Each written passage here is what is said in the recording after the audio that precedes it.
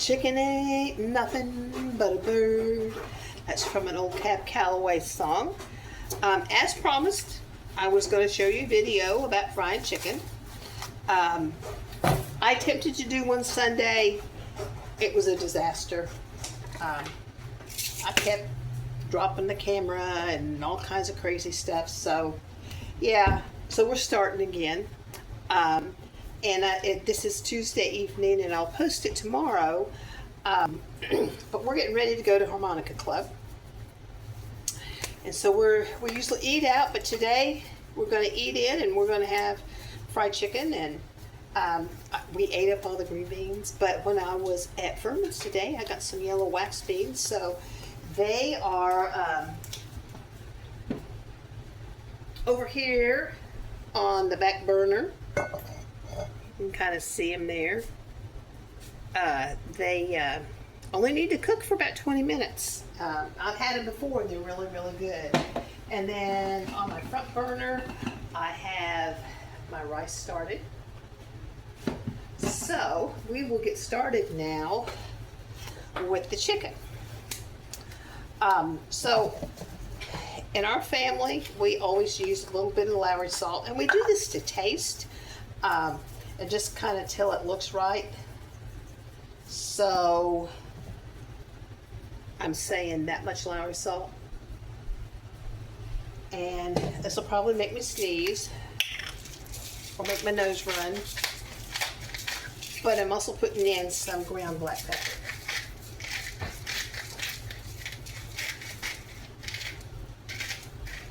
I really like the way black pepper smells.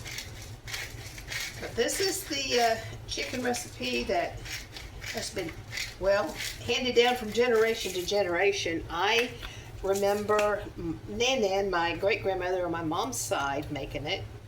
We would go to her house, and we would smell that chicken frying, and she made these wonderful yeast rolls. I haven't quite mastered those yet.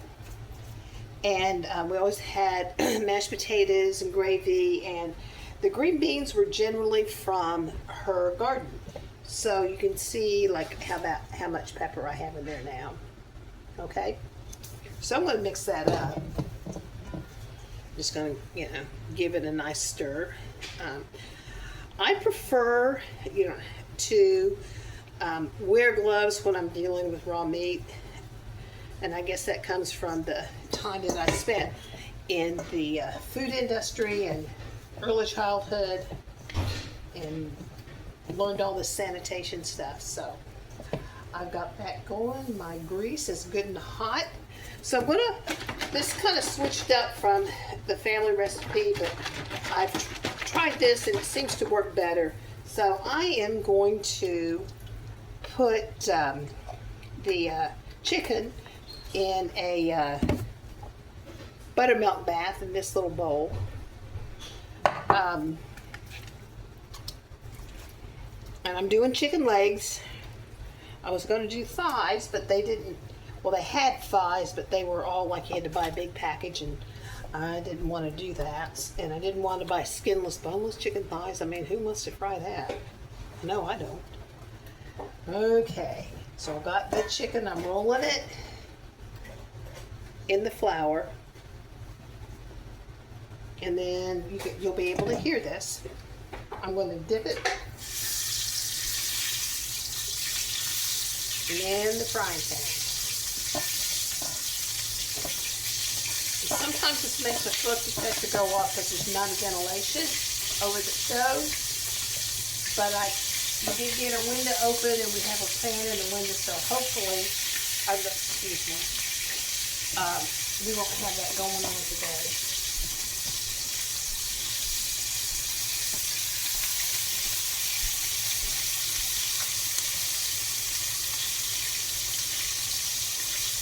Looks like I've got about 5 pieces.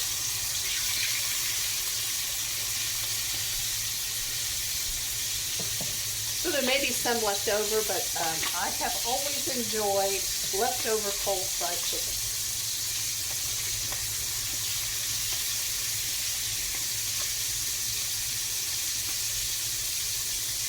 Okay, so we got this chicken going.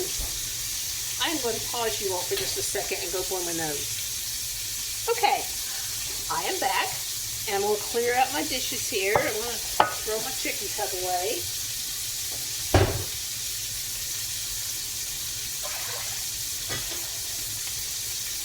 I have one of the best arrangements and husbands in the world.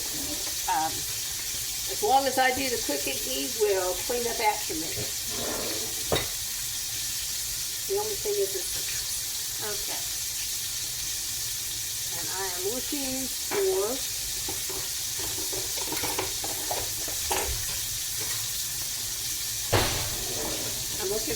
my little things to turn it over with.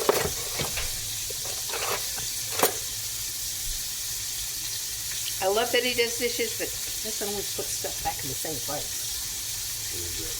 I need my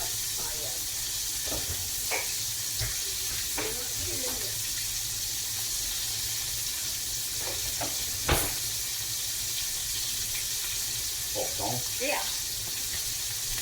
Okay, and we rinse the top. Oh, we left them out on the grill. Now we're going to need to rinse them off before we, well, we need to rinse them off. He's going to rinse them off for me. But let me show you what I've got going so far.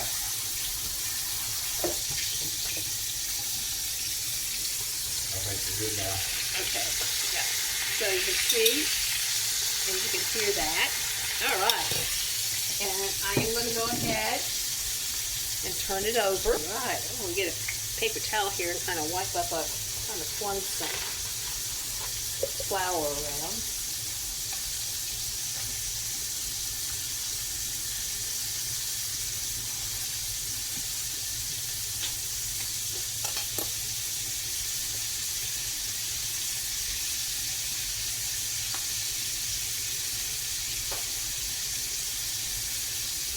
Okay, so that just needs to cook for a little bit. I also have a handy-dandy digital thermometer that I can keep track of the meat.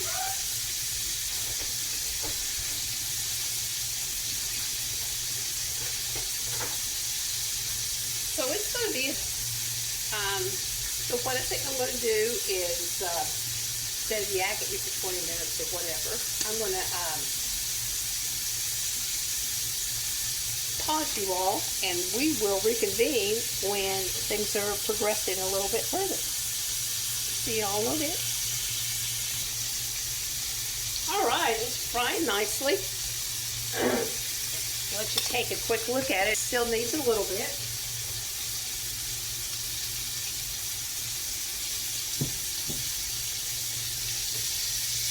And we'll bring it over here. Look at yummy, yummy, yummy.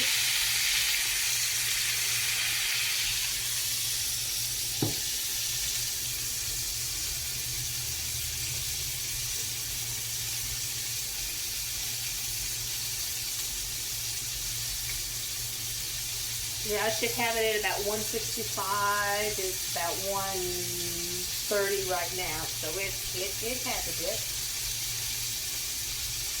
It does.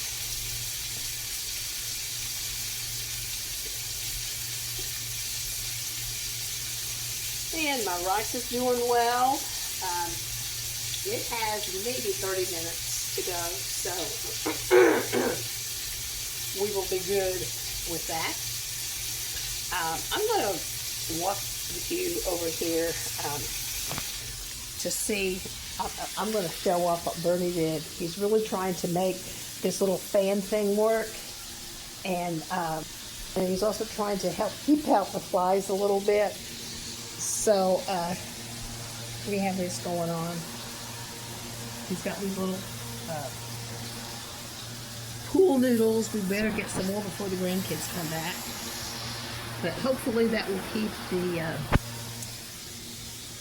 smoke detector from going on. Yeah, it can get, it's aggravating. It really is. Because, I mean, I can hardly have anything going on. and the daggone thing will go off. So hopefully we are nipping that in the bud. Excuse me.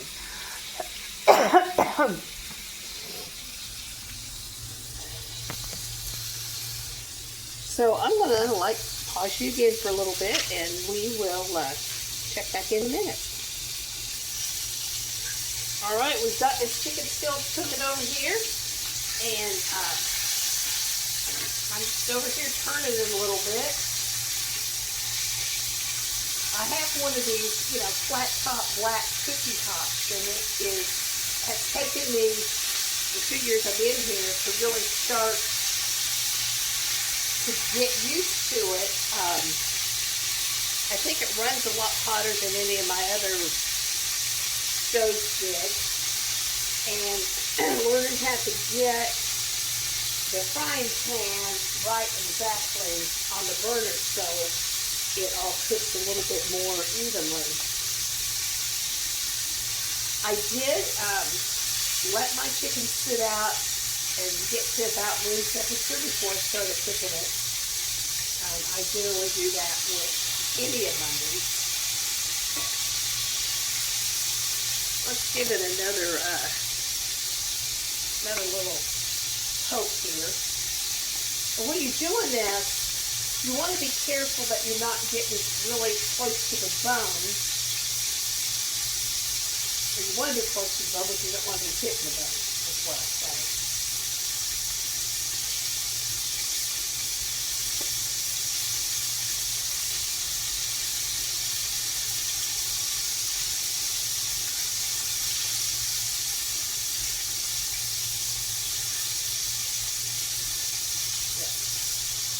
Okay.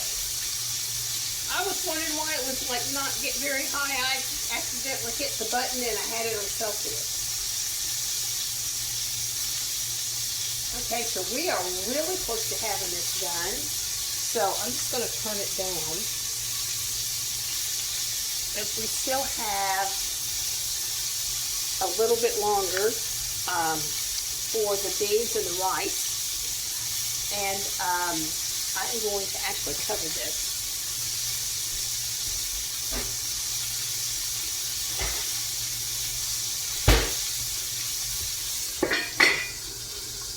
And that way it won't keep splattering grease all over the place.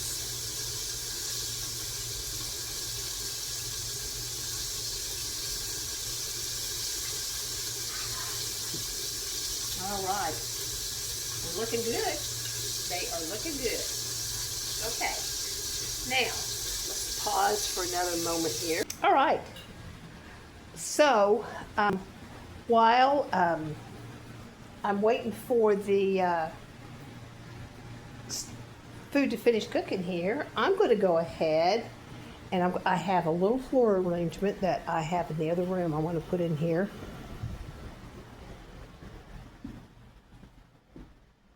This is my front room. And the dogs always push my couch cushions down. Okay, so let's start getting the table set here.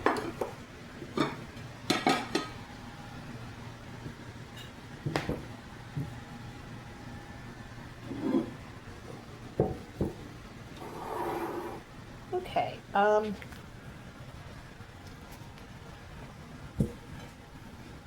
I am going to find something to put this on.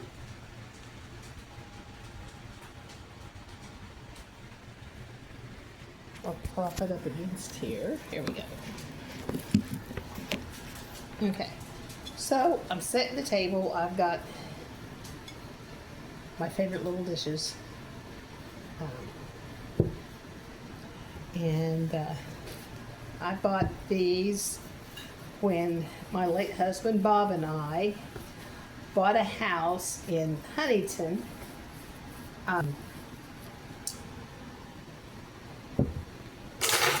And I just really, I have silverware that will match it. And there's something on that knife. So I'm going to have to go get another knife.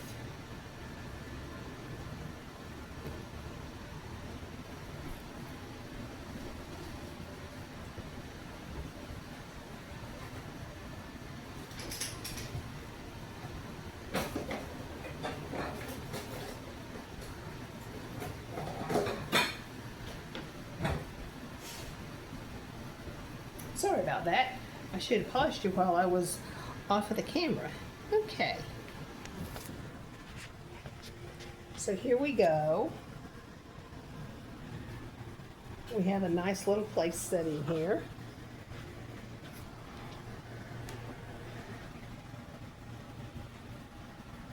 Oops, now all I can see is my mixer.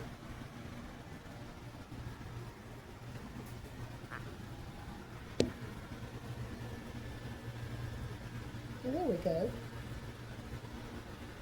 Okay. When I was doing this before, I always had trouble with the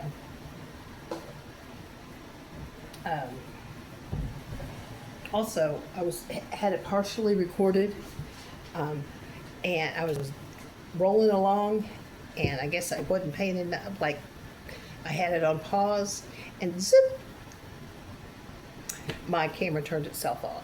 So that was kind of crazy, but that's kind of the way life goes. I have a bowl that I can put my beans in, and I only have one of those, so I'm going to use this for my rice. And it looks like we've got about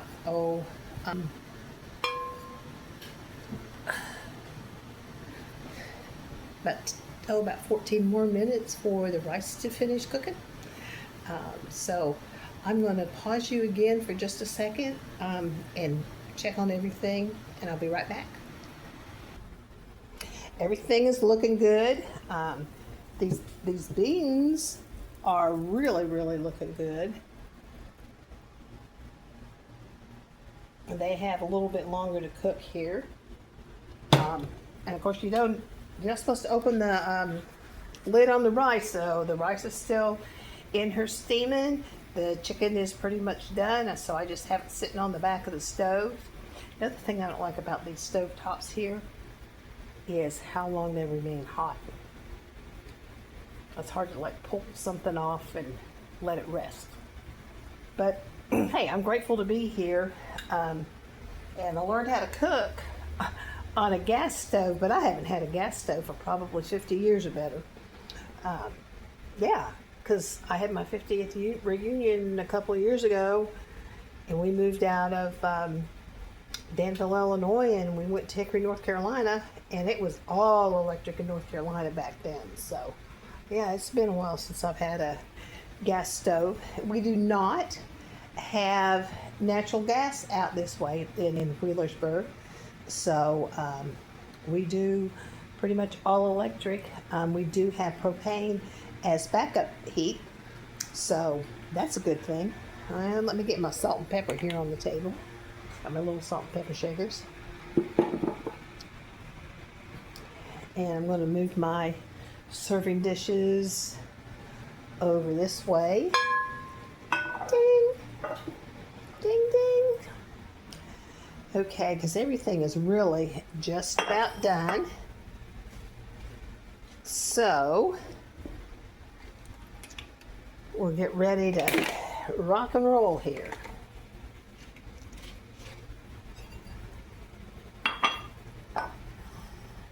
Okay, so I have I do believe this chicken is ready, and I think by the time I get everything else done, the beans will be done. So I got my new Bob Evans apron today. I've been looking at them every time I go to Bob Evans and thinking I wanted one, and I finally said, hey, I want one of those, and so we were able to get it this time around. Okay, so I'm going to start with the chicken, and we'll get it served up on a plate here.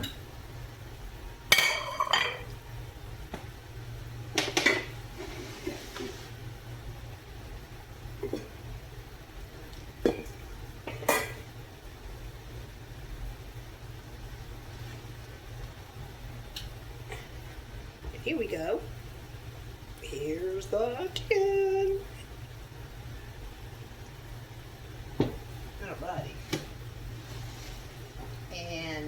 rice is looking good. I think it's done. It looks like it's nice and fluffy and not sticking to the bottom of the pan. So I'm going to get stuff dished up here. So like, and it is, see, like, you know, I've got this fork, it's nice and fluffy.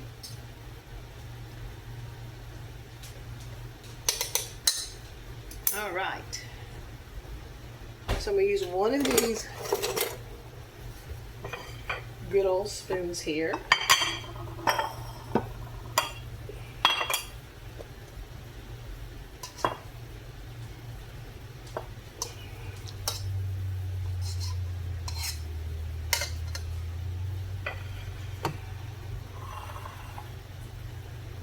Let me see if I can't turn you down just a little bit. There we go. All right.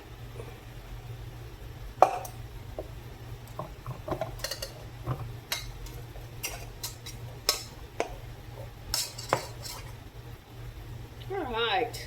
Very nice, very nice. Okay. Oh, you know what? I'm going to set this on the back of the stove. Senior moment. Or something like that. I do need to make the gravy. So, I'm going to take the chicken off. And we'll set it over here.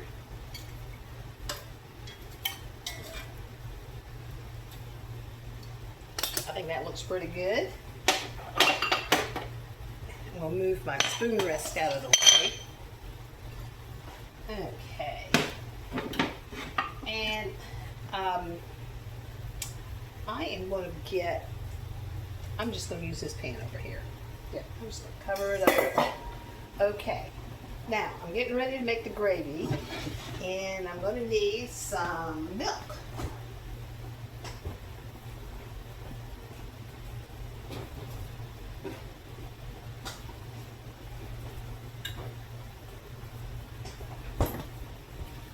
All right.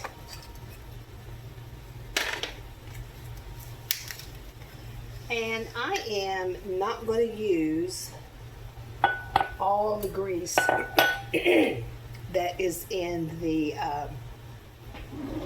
frying pan here. So I'm going to spoon some of it out.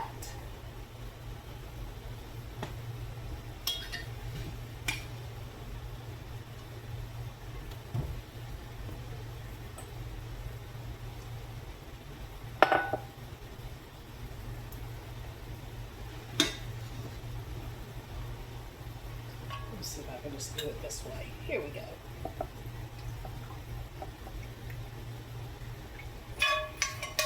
Okay, so I'm leaving about that much grease in.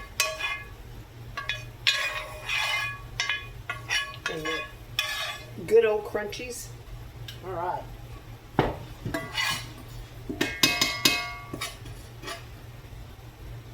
So I will start over here. And we'll pull out the little trusty flour dipper.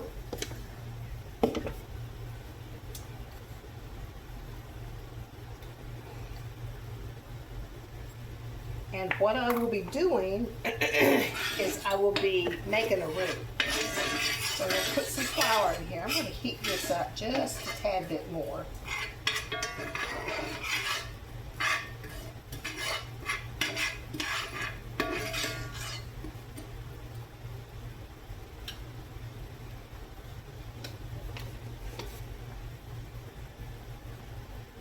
Yeah, it needs to warm up just a little bit more, so we'll wait a few minutes for that.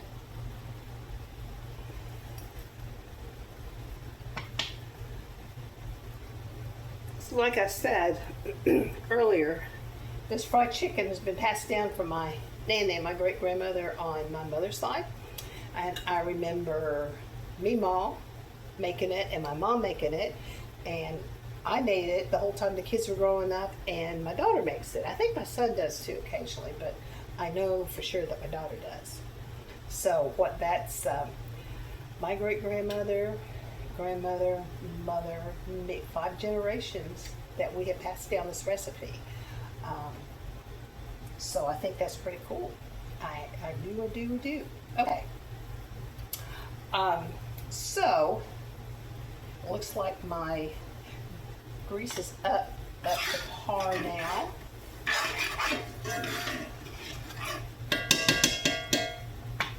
So I'm going to throw in some flour.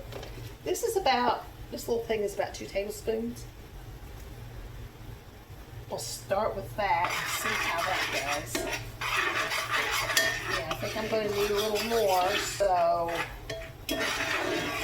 none of them ever actually was this kind of stuff, ever actually measured anything. As a matter of fact, I do have my Nan Nan's recipe for her rolls. I'm putting the second one of these in here. Whoops. So that would be 4 tablespoons.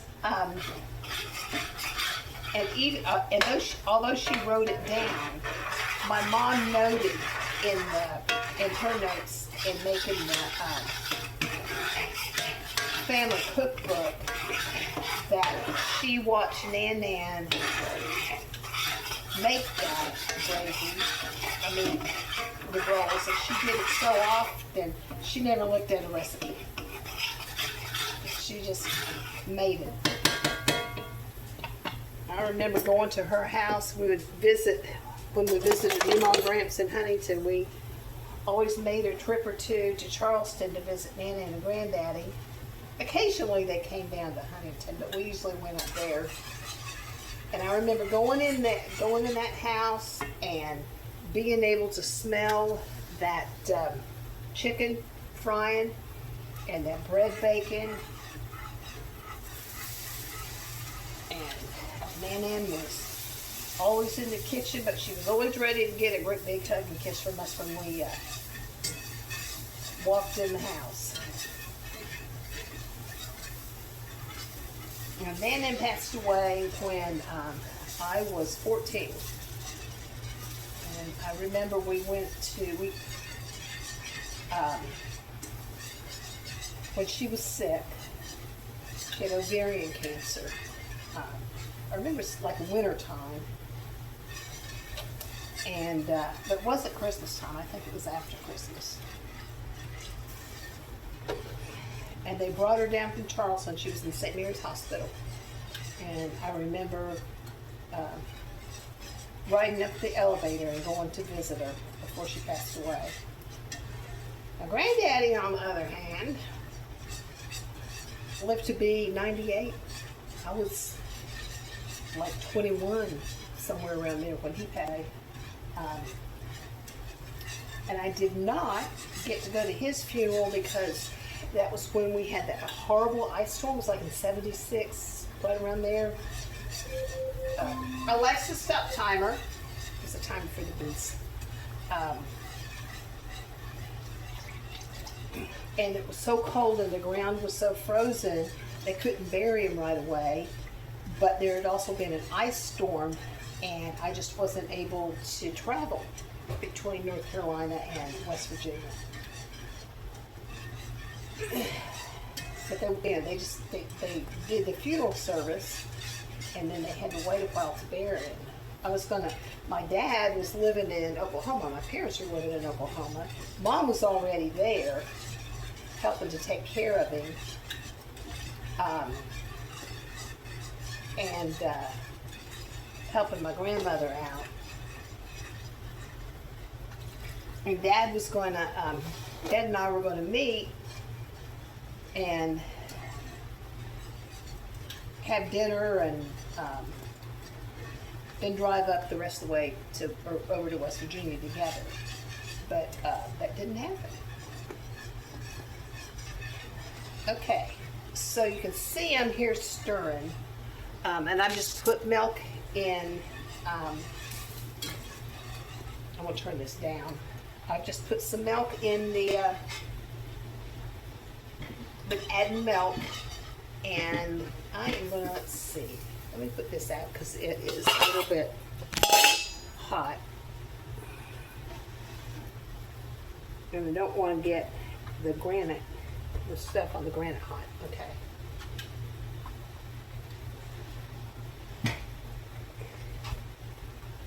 So you can see how it's kind of bubbling. And I think I might just put in a little bit more milk.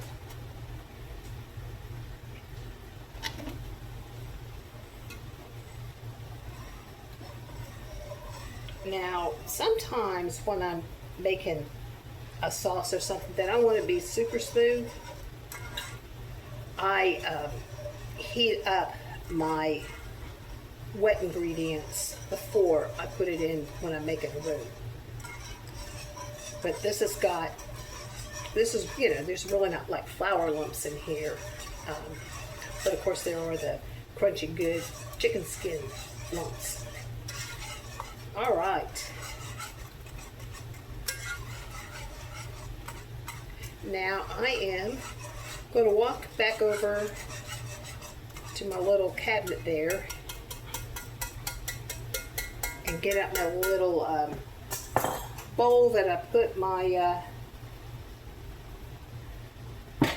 gravy in. I'll be right back.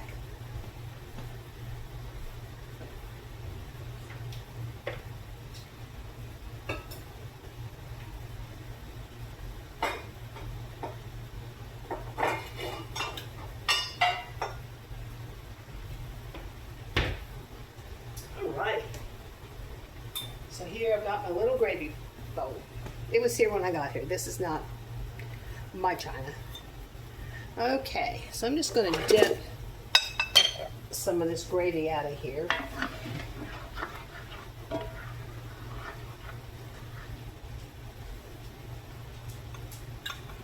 just pouring some in there.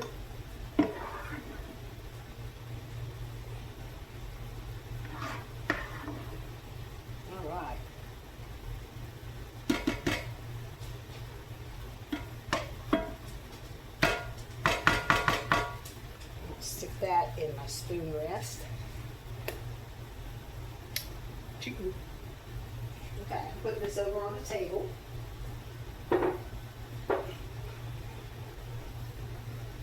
Okay.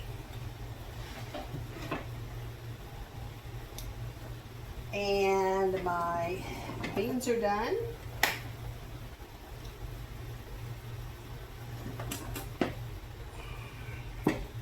So we'll spoon those out with a slider spoon.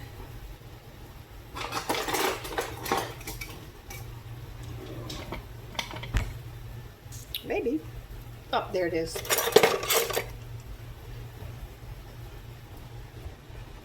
Okay.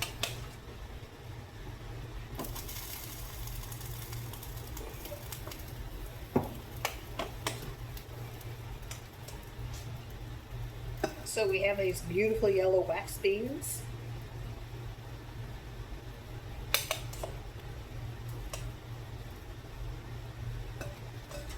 I did use a little bit, I did cook them with a little bit of bacon, see? And that's Howard Davis way to do it, right? Well, my mother did. Now my grandmother Davis on my dad's side, she liked her green beans al dente. And I remember my mother just thinking that was awful and fussing about it. But I have since seen some other recipes. Actually, not too long ago, I made a green bean steak salad. And that was really good. And the green beans in that are al dente.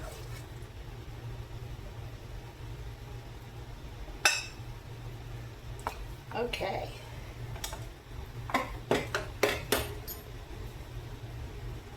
So here's our yellow wax beans.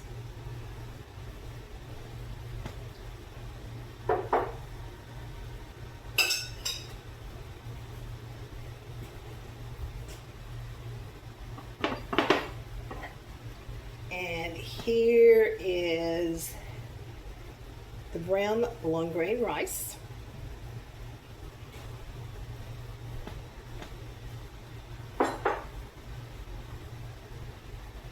And then the pizza de resistance, whatever. Oh, that plate is now very hot since it's been sitting back on the stove. So I'm going to get my hot pads.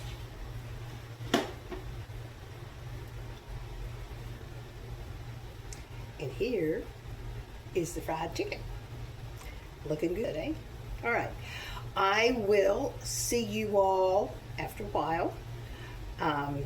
And I'm not quite sure what I'm going to fix next Wednesday for next Wednesday's show, but I will come up with something. Take care. Love you all. And by the way, help an old girl out. And when you watch this, give me a like and share it. And maybe I can get something going here. Okay? All right. Bye-bye. See you next time.